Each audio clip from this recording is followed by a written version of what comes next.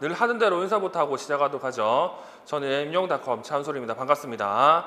자, 오늘은 어떤 주제로 여러분들과 이야기를 나누어 볼까 하냐면요. 이제 7, 8월부터 여러분들이 이제 하게 될 연도별 기출 분석 방법에 대해서 몇 가지 나눌 말씀이 있습니다. 그 내용으로 수업을 진행하도록 하겠습니다. 자, 오늘은요. 여기 보는 것처럼 7, 8월에 구체적으로 어떤 식으로 공부해야 되는지와 그리고 연도별 기출문제 분석의 중요성과 효과성에 대해서 이야기를 나눌 거고요. 그리고 구체적으로 어떤 식으로 이제 연도별 기출 분석을 해야 되는지를 살펴보도록 하겠습니다.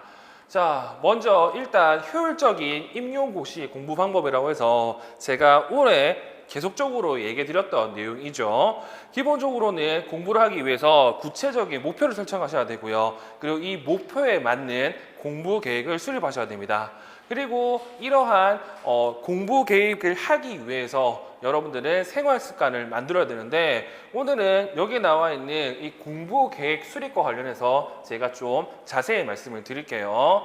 자, 보시면 첫 번째, 이해하기 위해 생각하면서 정독한다는 내용이 나와 있고요.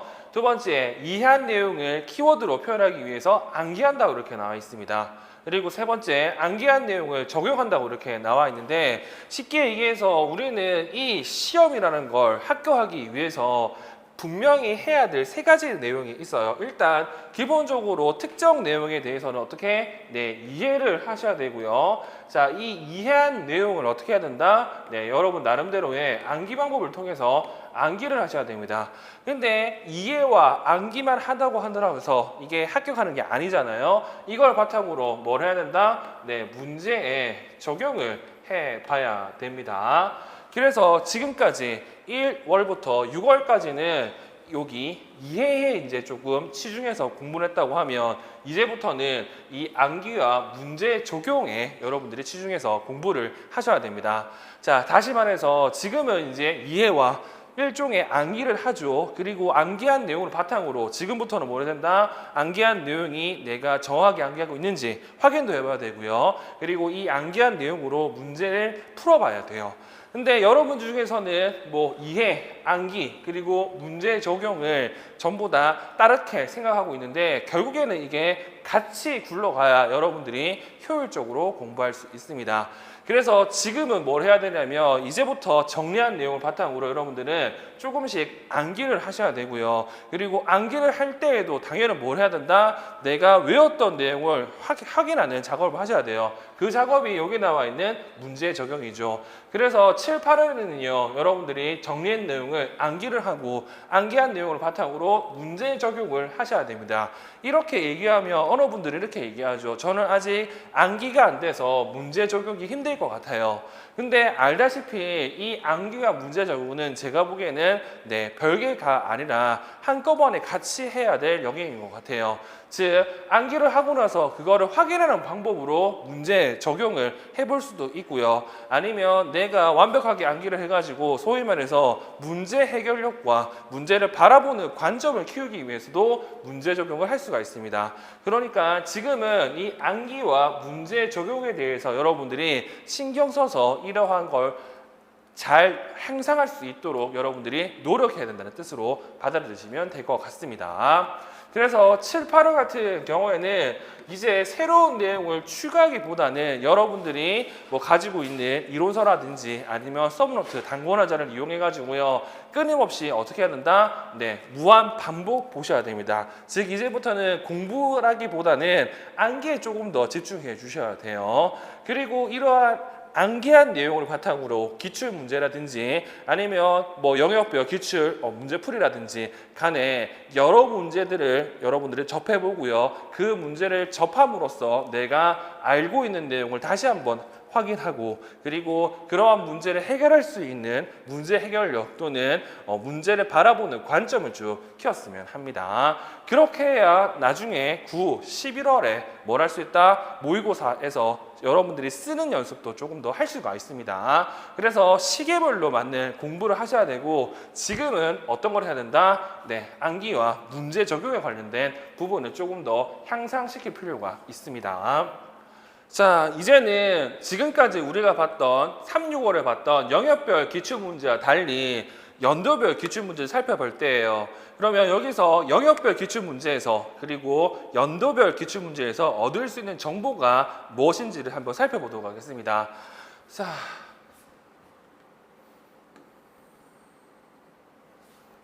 여기 보는 것처럼 영역별 기출문제, 특히 우리 교재 같은 경우에는요, 제가 영역별, 즉 시각장애, 청각장애 이런 영역으로도 나눠놨지만 또 어떻게 나눠놨냐면 각 영역에서도 같이 봐야 될 개념들, 즉 우리 교재 측면에서는 섹션별로 이렇게 나눠놨습니다. 이렇게 공부를 하면 좋은 점이 있어요. 어떤 좋은 점이냐면 특정한 내용을 관련해서 기출문제를 몽땅 다 풀어볼 수 있습니다. 지금 보는 것처럼 일반사례 교수법을 이제 공부를 하고 나서 그에 관련된 기출문제를 본다고 하면 일반사례 교수법을 질문할 때 어떤 식으로 물어보는지 그리고 어떻게 답을 써야 되는지를 지금 한눈에 살펴볼 수가 있겠죠. 이렇게 함으로써 당연히 마인드맵에 있는 그리고 여러분들 서브노트 단권화 자료에 있는 내용 중에서 기출문제가 많이 나온 부분을 확인할 수 있고 또는 덜 나와 있는 부분을 확인할 수가 있습니다. 자, 그에 반해서 이 연도별 기출문제 같은 경우에는요, 자, 이렇게 보시면 한 문제에 여러 문항들이 이렇게 포함되어 있죠. 근데 이 문항들의 내용을 보시면 어떤 문제 같은 경우에는 특수교육학이, 어떤 문제 같은 경우는 뭐 유아교육학 또는 초과정의, 그리고 어떤 문제 같은 경우에는 뭐 이거와 다른 장특법 내용이 들어갈 수도 있습니다. 그러면 이러한 연도별 기출 문제를 볼 때 좋은 점이 뭐가 있냐, 또는 이걸 보면서 우리가 알 수 있는 정보가 뭐가 있냐면 특정한 해에는 특정 내용을 물어봤고 그리고 특정한 초등 그리고 중등 그리고 유치원 같은 경우 늘 그때 물어볼 수 있는 내용들이 있어요. 그런 내용들을 지금 연도별 기출문제에서 확인할 수가 있습니다. 그리고 영역별 같은 경우에는 하나를 공부하고 나서 쭉 풀기 때문에 소위 말해서 융통성이나 유연성을 기르기 어려워요. 근데 연도별 같은 경우에는 이게 한 문제에도 여러 영역들이 다 나오기 때문에 이러한 융통성 그리고 유연성을 기를 수 있고 이게 확장된다고 하면 소위 말해서 문제를 보는 관점이라든지 문제 해결력 또한 향상시킬 수 있습니다. 그래서 우리는 이제 365를 봤던 영역별 기출문제 말고도 여러 번 봤던 사람들 같은 경우에는 이제는 연도별 기출문제를 볼 필요가 있겠죠. 자, 그러면 이러한 연도별 기출문제를 푸는 방법을 한번 살펴보도록 하겠습니다. 일단 여기 나온 것처럼 뭘 먼저 해야 되냐면요, 특정한 문제를 보고 이와 유사한 문제가 전년도나 전전 영년도에 있었는지를 우리는 확인해 봐야 됩니다. 이걸 통해서 우리는 뭘 할 수 있다? 물어봤던 걸 또 물어봤냐, 아니면 비슷한 문제인데 다른 개념을 물어봤냐는 것을 눈으로 볼 수가 있습니다. 이렇게 본다고 하면 뭐 그 다음에는 이걸 안 물어보겠고 그 다음에는 비슷한데 다른 걸 물어보겠다는 걸 우리 눈으로 살펴볼 수가 있죠. 자, 그 다음에 해야 될 건 특정한 개념이 나왔다. 그럼 앞에 나온 것처럼 일반사례 교수법이 나왔다고 하면 이 일반사례 교수법과 관련된 전체 내용을요, 여러분들이 암기한 내용을 바탕으로 얘기해 보든 아니면 써봐야 됩니다. 즉 여러분들이 이제 서브노트나 단권화 자료 아니면 이론서에 있는 내용들을요 스스로 여러분들이 인출해 봐야 돼요. 이렇게 인출해 봄으로써 내가 해당 내용을 잘 알고 있는지 아니면 어떤 부분이 부족했는지를 지금 같은 방법을 통해서 확인할 수가 있습니다. 그리고 방금 얘기한 것처럼 기출문제를 이렇게 기출문제를 살펴보고 그와 관련된 내용을 인출해 본다고 하면요, 지금까지 계속 나왔던 게 나올 수도 있고 그렇지 않을 수도 있잖아요. 그렇지 않은 것도 지금 해당 내용에서 이렇게 확인할 수가 있어요.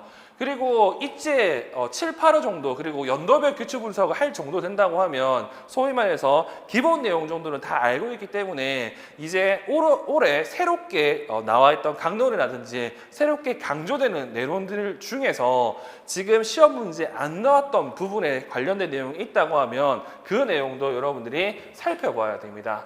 이렇게 해서 어떻게 한다? 끊임없이 내가 해당 내용을 살펴보고 그리고 해당 내용과 관련된 내용을 상기함으로써 내가 알고 있는 기존에 암기했던 내용을 인출하고 그거를 확인하는 작업을 할 거고요. 그리고 이러한 확인하는 작업을 통해서 여러 형태의 문제를 보잖아요. 그러면 이렇게 물어보면 이렇게 답해야 되고 저렇게 물어보면 저렇게 답해야 되는 걸 알 수가 있어요. 이게 우리가 알고 있는 문제 보는 관점 또는 문제 해결력이라고 얘기하는 그러한 능력이 향상될 수가 있다는 거죠. 그러니까 비슷한 내용이라도 이때는 이게 답이고 저때는 저게 답이라는 걸 알 수가 있습니다. 이렇게 해야 여러분들이 실제 문제를 풀면서 즉각적이고도 정확한 답을 빨리 인출할 수가 있고 그에 대해서 답을 설술할 수가 있는 거죠. 여러분들이 아셔야 되는 건 지금 여러분들이 아는 내용을 쓰는 것도 따로 연습을 하셔야 되고요. 이 쓰는 걸 잘못 못하고 한다고 하면 점수가 많이 안 나옵니다. 그래서 지금은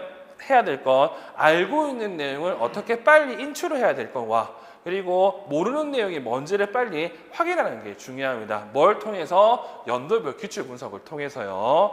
그러면 결론적으로 얘기하다가 보면요. 네, 기출 문제 같은 경우는 보면 볼수록 중요하다는 걸 알 수가 있습니다. 그래서 늘 얘기하지만 모든 시험의 기본은 기출문제를 푸는 거고 이 기출문제 같은 경우는 제가 농담으로 늘 얘기하는 내용이 있죠. 뭐요? 여러분들이 합격하기 전까지는 계속적으로 봐야 될 중요한 내용이라고 말씀드렸습니다. 그러니까 연도별 기출문제를 하면요. 나중에 어떤 능력까지 생기냐 하면 특정 내용을 보고 이게 몇 년도 나왔다. 그리고 이게 유치원에서 나왔다. 초등에서 나왔다. 중등에서 나왔다. 같은 것도 알 수가 있습니다. 이렇게 되면 여러분들이 소위 말해서 어떤 문제가 나올지도 얼추 예상이 가능합니다. 그런 것들을 연도별 기출문제를 통해서 확인할 수가 있다는 거죠. 자, 그러면 우리는 영역별 기출문제를 봤잖아요. 이 영역별 기출문제 같은 경우에는 우리가 수업했던 내용으로 설명을 대신하겠습니다. 그 내용을 살펴보시면 좋을 것 같아요. 자, 4번 문제를 보니까 김 교사는 특수교육지원센터의 수뇌교사이고 박 교사는 통합유치원의 유아특수교사이다. 다음에 가는 김 교사와 박 교사의 대화 내용이고 나는 김 교사와 은지 어머니의 대화 내용이다. 물음을 답하시오. 자, 물음을 보시면 이렇게 두 가지 문제가 나왔는데 이 두 가지 문제도요. 보시면 아시겠지만 답은 뻔합니다. 답보다는 더 중요한 건 우리는 분석하는 거니까. 자, 김 교사와 박 교사 대화 내용 부분에서 이제 이 부분 내용을 좀 보도록 할게요. 이 부분 가정방문 전 부분을 좀 보도록 할게요. 자, 김 교사, 박 선생님 개별학 교육계획 다 작성하셨어요? 어떻게 하셨어요? 네, 지금 현재 학교에 있는 분들은 이거 열심히 짜고 계십니다. 이제 남은 기간이 얼마 안 남았죠. 다음 주까지 짜야 되는데 여튼 박 교사 기획, 저는 통합학급 교사로부터 각 유아에 대한 발달과 학습에 대한 정보를 받고 유아가 다니는 치료실의 치료사나 심리학자, 의사 등으로부터 진단 결과나 중재모포를 받아서 부모의 요구와 우선순위를 파악해서 작성했어요. 아, 그렇군요. 저는 영화를 담당하고 있는데 니은 각 영화의 교육적 요구에 따라 여러 관련 서비스 영역의 전문가들과 심리학자, 사회복지사, 부모 그리고 제가 한 팀이 되어 교육진단을 계획했어요. 교육진단 시 팀 구성원들이 동시에 관찰하며 평가했는데 그때 제가 촉진자 역할을 했어요. 그리고 나서 팀이 합의한 평가 결과에 따라 같이 개별학 교육계획을 수립했어요. 자, 지금 기획, 니은 같은 경우는 우리가 알고 있는 그 팀 접근 세 가지 중에서 두 가지를 나타내고 있습니다. 자, 니은 같은 경우에는 어떤 느낌이냐면 일단 치료사, 심리학자, 의사가 어떻게 한다고요? 진단을 하고요. 그리고 그 진단의 결과들을 다 냈어요. 이것들을 어떻게 한다고? 교사가 취합을 해가지고 부모의 요구와 우선순위를 바탕으로 본인이 IP를 작성했다고 얘기합니다. 이건 어떤 느낌이냐면 이런 느낌이죠. 평가는 따로 하고 중재는 같이 한다는 의미입니다. 그래서 이거 같은 경우도 지금 문제를 보시면 13년 같은 경우는 다 간, 초 얘기할 때 간학문 같은 경우에는 이렇게 정기적인 모임을 한다는 표현이 있지만 지금 15년 문제 같은 경우는 그렇지 않고 서류를 모아가지고 교사가 하는 거예요. 제가 그래서 수업 때 그런 말을 했잖아요. 중재를 같이 한다는 거에 진짜 모여서 같이 할 수도 있고요. 아니면 서류상으로만 같이 할 수도 있어요. 그래서 이런 차이점을 보입니다. 문제를 보면. 여튼 그럼에도 불구하고 기획은 뭐다? 간학문이라고 할 수 있죠. 그리고 니은. 이 니은 같은 경우는 이런 내용들이 나오잖아요. 자, 한 팀이 되어서 어떻게 한다고? 교육진단을 계획했는데 이 교육진단을 계획할 때 동시에 관찰하고 평가하고 이때 자기는 뭘 한다고? 촉진제를 하고 그리고 이 끝난 결과에 따라서 어떻게 한다고요? 함께 다 개별화 교육계획을 수립한다는 내용이 나오죠. 누가 보더라도 이거는 초학문적 팀 접근입니다. 내용은 어렵지는 않아요. 자, 다음 박교사. 네, 그런데 그렇게 하면 시간도 많이 걸리고 힘드시겠어요. 그럼 그 다음에 중재는 어떻게 하세요? 자, 각 영화에 따라 팀원 중 한 사람이 영화의 과정을 방문해서 개별화 교육 계획의 목표 성취를 도울 수 있도록 부모를 지원해요. 이게 뭐라고? 우리가 알 수 있는 중재를 할 수 있는 초학문제 접근에서 중재를 할 수 있는 사람은 2명입니다. 교사와 부모. 그래서 부모한테 뭐 한다고요? 전부 다 역할 전이한다는 뜻입니다. 됐죠? 그리고 주로 부모가 자녀와 상호작용하는 방법을 알려드려요. 그러니까 나도 그렇고 다른 전문가도 그렇고 부모한테 필요한 걸 알려준다. 이 부분에서 우리는 역할 전이가 일어났다고 할 수가 있습니다. 이것만 보더라도 지금 김교사 같은 경우에는 초학문 접근이라고 확신할 수 있죠. 자, 그러면 문제를 볼게요. 문항 1번. 기획에 해당하는 팀 형용 모델을 쓰라고 나와 있죠. 자, 기획 뭐 말씀드렸습니다. 평가 따로 중재 같이 하는 가랑 문제 접근이고요. 그리고 문항 2번. 니은의 팀에서 주로 사용하는 진단 방법. 뭐 니은의 팀 초학문 접근이잖아. 초학문 접근에서 뭐 한다고? 원형 진단을 하겠죠. 그래서 이 같은 경우도 앞의 내용과 별 차이가 없는 문제다. 알 수 있습니다. 그러면 계속적으로 지금 뭐가 나타나고 있냐면 역할 전이와 관련된 내용이 엄청 많이 나타나고 있어요. 뭐 언젠가는 역할 전이와 관련해서 구체적으로 물어볼 거예요. 그럼 여러분은 관련 내용을 알고 있어야 되겠죠. 그래서 최소한 여러분들이 해야 될 건 역할 전이 5단계는 알고 계셔야 됩니다. 자, 그리고 5번 문제. 자, 다음은 땡땡 특수학교에 다니는 5세 중복장애 유아들을 위한 지원 방법이다. 물음에 답하시오. 자, 문항 2번 내용을 바로 볼거 할게요. 문항 2번을 보니까 인호를 위한 전문가 팀의 1. 협력 모델명을 쓰고 진단 측면에서 이 협력 모델의 장점과 단점을 쓰라 이렇게 되어 있습니다. 자, 일단은 먼저 우리는 동그라미 1번 협력 모델을 볼 텐데 협력 모델을 보니까 이렇게 나와 있습니다.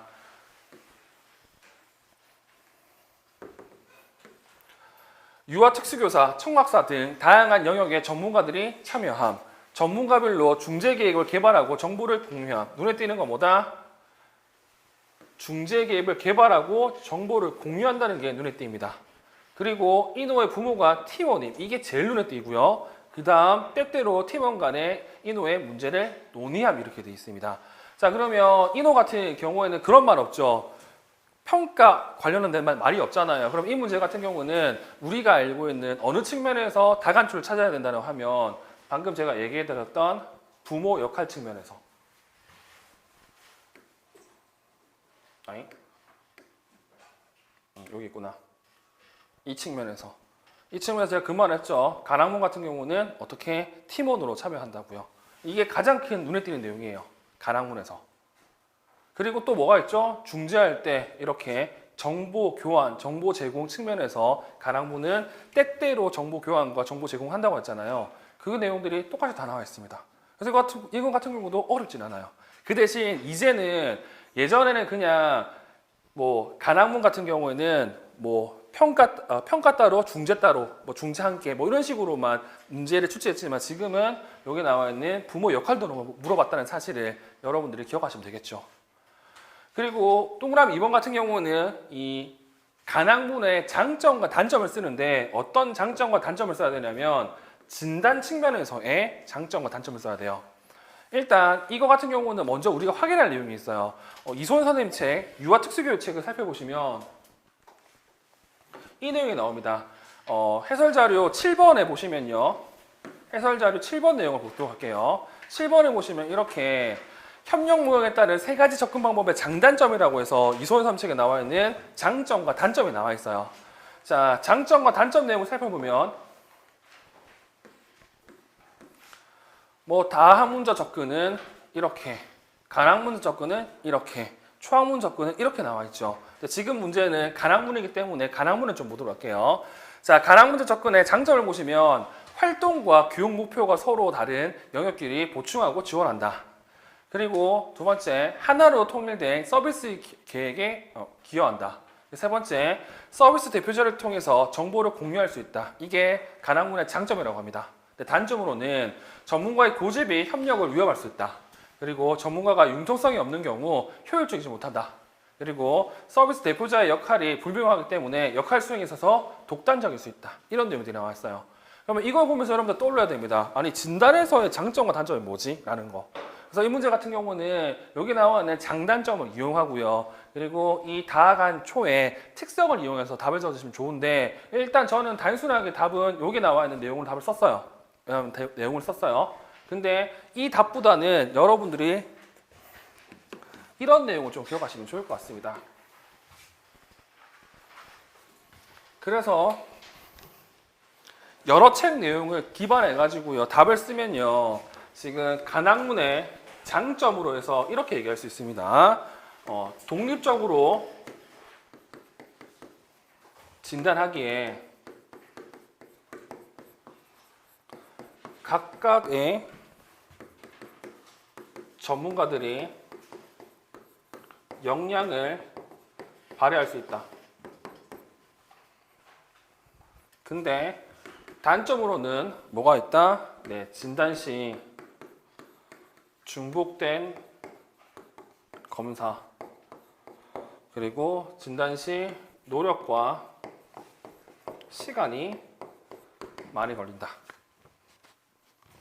이 내용들 같은 경우는 특수교육 책보다는 유특책에서 제가 찾은 내용이고요. 여러분들은 이 내용을 좀 기억하시면 좋을 것 같습니다. 지금 물어본 게 진단 측면에서의 장점이었죠. 그래서 이런 내용을 써주시면 훨씬 더 타당합니다. 근데 왜 제가 답을 일반적인 장단점을 썼냐면, 여러분들은 일단 일반적인 장단점을 알고 있어야 돼요. 유특이 아니니까. 그렇죠? 그렇기 때문에 이 유특 내용이기 때문에 이러한 내용을 참고해 주시면 좋을 것 같습니다.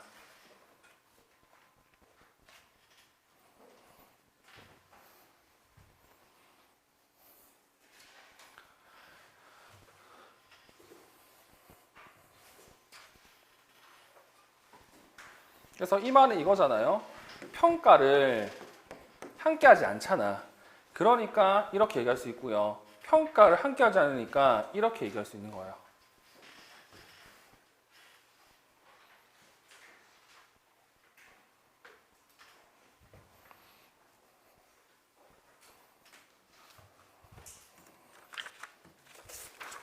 됐죠? 평가를 못한다는 기준으로 이렇게 쓰셔야 됩니다. 함께 못한다는 기준으로. 자, 그 다음 6번 문제. 근데 6번 문제 같은 경우는 여러분들이 기출분석에 보면 정말 재밌어요. 왜 재밌냐면 이 6번 문제 있잖아요. 엄청 복잡해 보이죠? 근데 내용 읽어보시면 얘예요. 이 문제예요, 이 문제. 이 문제 내용에 뭐가 있냐면 전부 다 우리가 봤던 그 초항 관련된 내용이잖아요. 그 안에 뭐가 있냐면 여기 컵의 낮게 잘린 쪽이 코 반대 방향으로 향하고 있다. 이거 컷 어웨이 컷 설명이잖아. 이 내용이 똑같이 나와 있어요. 이 문제. 그쵸?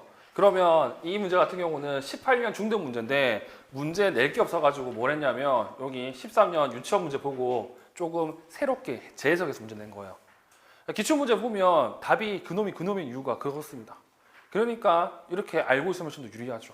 자, 그러면 지금까지 우리는 영역별 기출문제를 대하는 방법을 한번 살펴봤습니다. 그러면 지금부터는 뭘 할 거냐면 연도별 기출문제를 살펴보는 방법을 좀 보도록 할게요. 자, 영역별 같은 경우에는 뭐 지금 이 문제, 특히 뭐 2번 문제 같은 경우에는 이런 내용들을 확인했죠. 여기 나와 있는 이 통합교육과 관련된 이런 내용들을 확인했어요. 근데 실제 이 문제를 본다고 하면 지금 영역별에서 보지 못했던 이런 내용들이 들어가 있잖아요. 그래서 이런 내용들이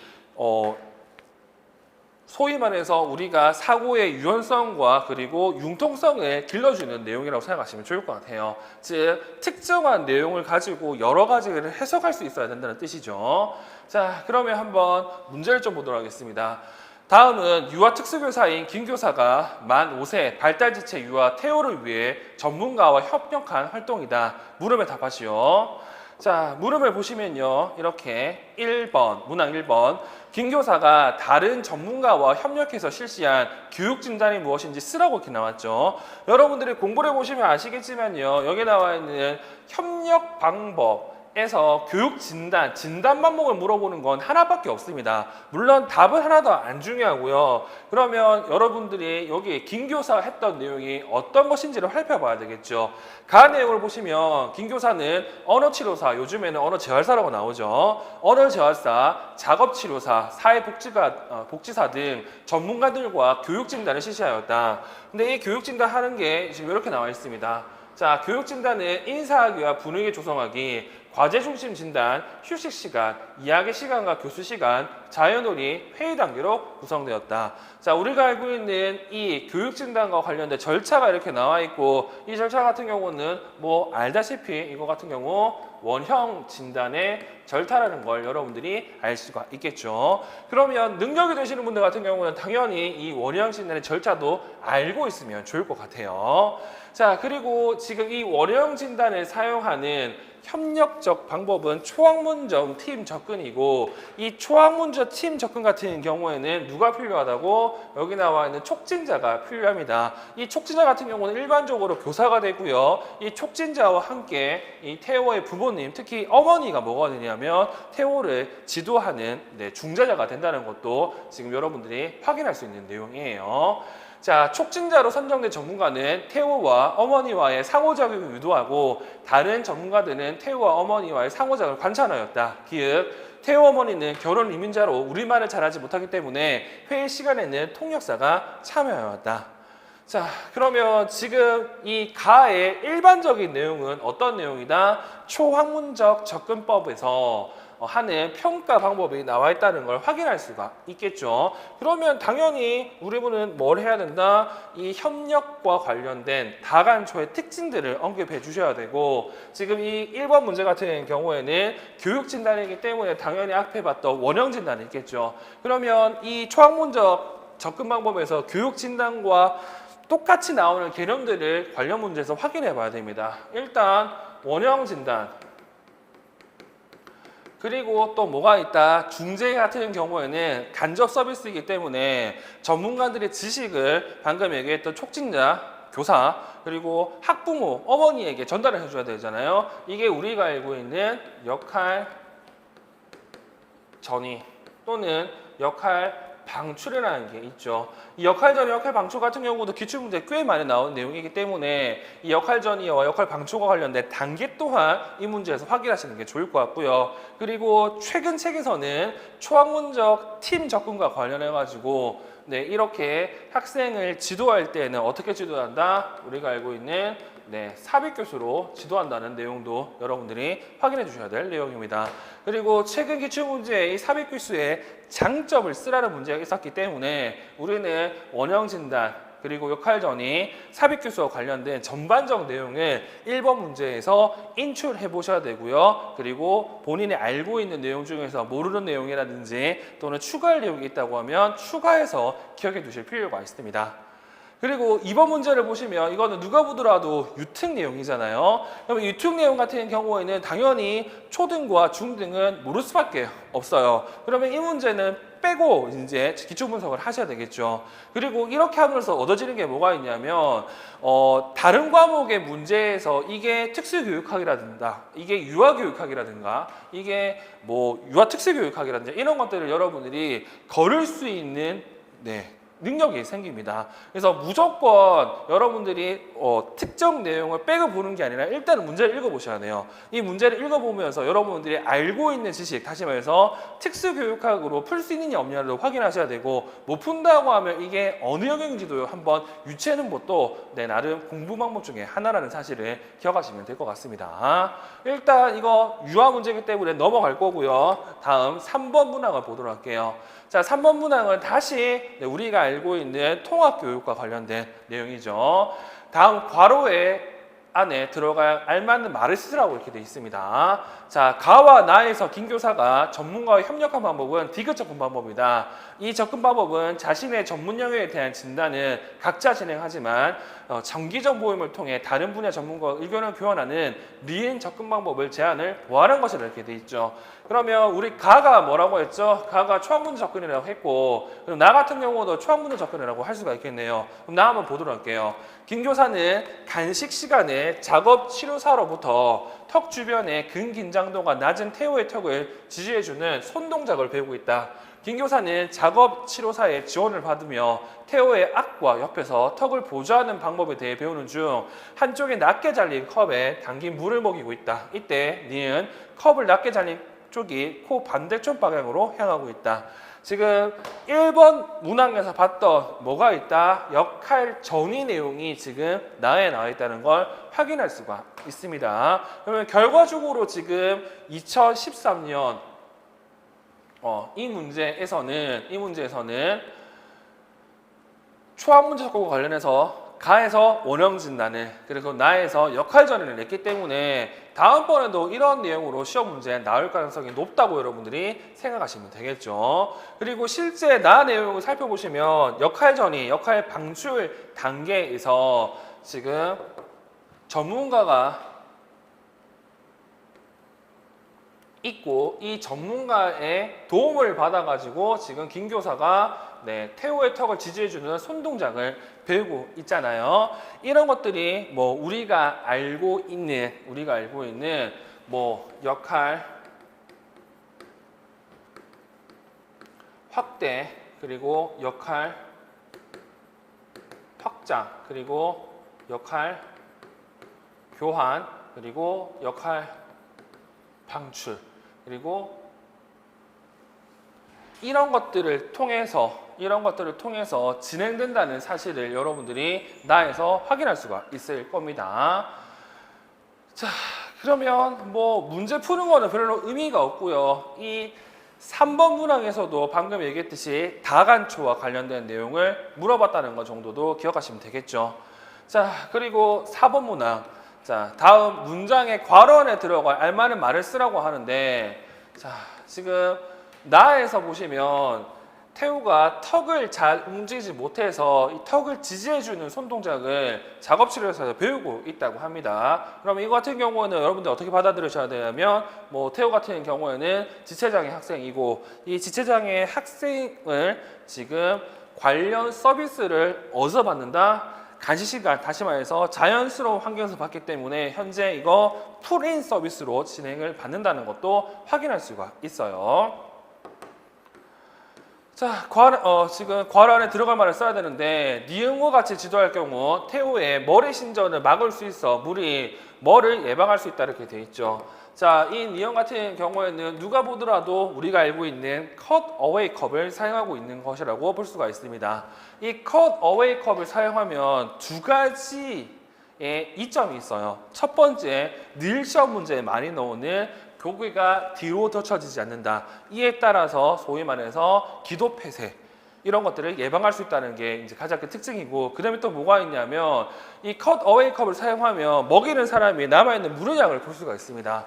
그러면 지금 문항 4번 같은 경우에는 방금 얘기한 것처럼 가장 일반적인 내용으로 뭐 기도 폐쇄라든지 뭐 목막힘 같은 경우를 지금 예방할 수가 있죠. 그러면 더 알아야 될 게 뭐냐면 플러스 물의 양을 확인할 수가 있는데, 어떻게 본다고 하면 지금 니은 같은 경우에는 지금 이러한 두 가지의 장점을 나타낼 수가 있고, 그래서 지금 여기 나와 있는 물의 양을 확인하는 것 또한 여러분들이 시험 문제 나올 수 있다는 것도 볼 수가 있을 겁니다. 이런 식으로 여러분들은 뭘 해야 된다? 이제 연도별 기출 문제를 보셔야 돼요.